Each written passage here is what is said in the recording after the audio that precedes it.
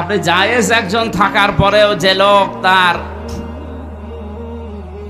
নিজের স্ত্রী বাদ দিয়ে অন্য নারীর দিকে আসক্ত, অন্য নারীর প্রতি, এটা শুধু একমাত্র তারই দোষ দিলেই না, আপনাকে আল্লাহ দিয়েছেন যা তার ভেতরেও তাই দিয়েছেন, যার প্রতি সে আসক্ত।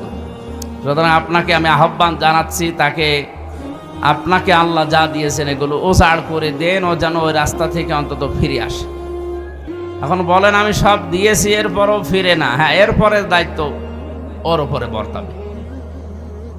নেককার নারীর 1 নাম্বার বৈশিষ্ট্য এটা, স্বামী তার দিকে তাকালে সে স্বামীকে খুশি করবে, আনন্দ দেবে, অঙ্গভঙ্গি দিয়ে হোক, কথাবার্তা দিয়ে হোক, হাসি দিয়ে হোক, কাতুকুতু দিয়ে হলেও। না, আমি হাসির খোরাকি দেয়নি। আপনার স্বামী স্ত্রী কাতুকুতু দিলে সমস্যা আছে? অনেকে অন্যের বউকে কাতুকুতু দিচ্ছে।